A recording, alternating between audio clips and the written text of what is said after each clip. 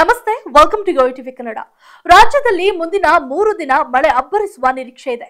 ಹೀಗಾಗಿ ಆಗಸ್ಟ್ 29ರಂದು ಹವಾಮಾನ ಇಲಾಖೆಯು ಕರಾವಳಿ ಜಿಲ್ಲೆಗಳಿಗೆ ಆರೆಂಜ್ ಅಲರ್ಟ್ ಘೋಷಿಸಿದ್ದು, ಉಳಿದ ಜಿಲ್ಲೆಗಳಿಗೆ ಯೆಲ್ಲೋ ಅಲರ್ಟ್ ನೀಡಲಾಗಿದೆ.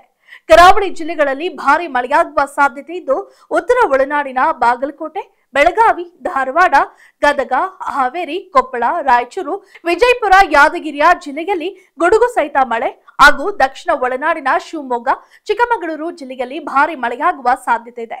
ಇನ್ನುಳಿದ ಜಿಲ್ಲೆಗಳಲ್ಲಿ ಗುಡುಗು ಸಹಿತ ಭಾರಿ ಮಳೆಯಾಗುವ ನಿರೀಕ್ಷೆ ಇದೆ. ಬೆಂಗಳೂರು ಮತ್ತು ಸುತ್ತಮುತ್ತಲಿನ ಪ್ರದೇಶಗಳಲ್ಲಿ ಮುಂದಿನ 24 ಗಂಟೆಗಳವರೆಗೆ ಸಾಮಾನ್ಯವಾಗಿ ಮೋಡ ಕವಿದ ವಾತಾವರಣ ಇರಲಿದ್ದು, ಹಗುರ ಮಳೆ ಅಥವಾ ಗುಡುಗು ಸಹಿತ ಮಳೆಯಾಗುವ ಸಾಧ್ಯತೆ ಇದೆ. ಗರಿಷ್ಠ ಮತ್ತು ಕನಿಷ್ಠ ತಾಪಮಾನ ಕ್ರಮವಾಗಿ 28 ಡಿಗ್ರಿ ಸೆಲ್ಸಿಯಸ್ ಮತ್ತು 20 ಡಿಗ್ರಿ ಸೆಲ್ಸಿಯಸ್ ಇರುವ ಸಾಧ್ಯತೆ ಇದೆ. ಉತ್ತರ ಕನ್ನಡ ಜಿಲ್ಲೆಯಲ್ಲಿ ಭಾರಿ ಮಳೆ ಹಿನ್ನೆಲೆಯಲ್ಲಿ 10 ತಾಲೂಕುಗಳ ಶಾಲಾ ಪದವಿ ಪೂರ್ವ ಕಾಲೇಜುಗಳಿಗೆ ನಾಳೆ ರಜೆ ಘೋಷಣೆ ಮಾಡಲಾಗಿದೆ. ಜಿಲ್ಲೆಯ ಕಾರವಾರ, ಕುಮಟ, ಅಂಕೋಲಾ, ಹೊನ್ನಾವರ, ಭಟ್ಕಳ, ಶಿರಸಿ, ಸಿದ್ದಾಪುರ, ಯಲ್ಲಾಪುರ, ದಾಂಡೇಲಿ ಹಾಗೂ ಜೋಯಿಡಾ ತಾಲೂಕುಗಳ ಶಾಲಾ ಕಾಲೇಜುಗಳಿಗೆ ರಜೆ ನೀಡಲಾಗಿದೆ.